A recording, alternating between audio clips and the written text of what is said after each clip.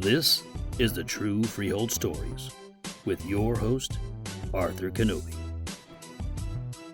It was the year 2018 in a small town in Monmouth County, New Jersey, known as Freehold Township.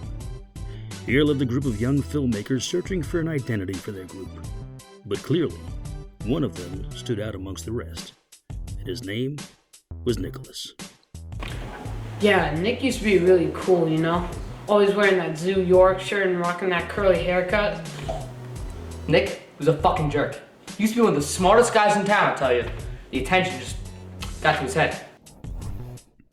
In the spring of 2018, one of the group's ringleaders, Zachary Laterra, uploaded a video montage of the group to an online social network account.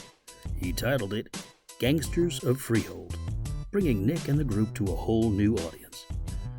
Once released to the public, Nicholas quickly became a cult icon, and by the fall of that same year, his newfound fame drove him mad. Nick around the first episode of Gangsters of Freehold, he wasn't in the movie at the time, but he was a brilliant ideas man. You know, Nick would always go up to the actors and try and immerse them in the role of the character. If you've seen the show, you can find El Miguel, which Nick himself made up.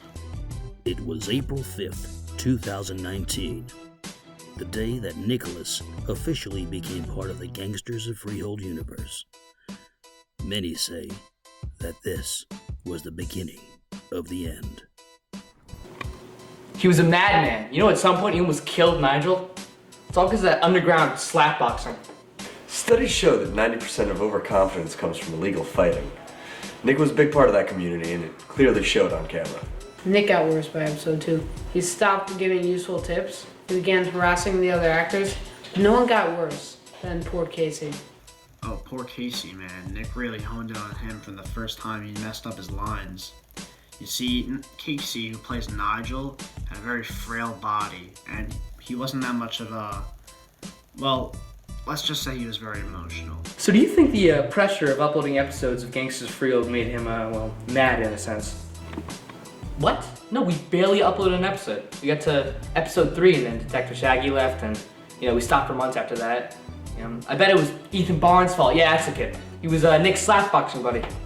Thanks to our connections here at TFS, we have an eyewitness account of one of those fights.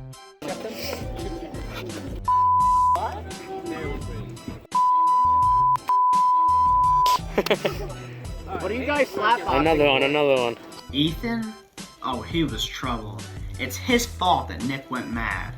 The constant fighting all just really messed with my vibe. I still admire Nick for his intelligent mind, but after the abuse he put Casey through, I just don't think I can see him as the same Nick who once punched a ghost. No, it's true, I saw it! I remember when we were working on episode 3 and Nick actually threw that bag at Casey. It was supposed to just be a foam bag, but Nick insisted that we bring a bag full of rocks. Eventually, and sadly, Nick went missing and was never heard from again. The last account of Nick being seen in public was November of 2019, enjoying a large raspberry Slurpee outside of a local convenience store. Those who knew him tell tales of Nick from before and after the days of Gangsters of Freehold. Others only know of the enigma that was Nicholas. Volunteers are still out searching for answers to his disappearance. Be warned, if you happen to see Nicholas or Ethan Barnes, do not approach them. Alert the authorities immediately. Wherever they are rumored to be armed and extremely dangerous. This has been True Freehold Stories. I like those odds.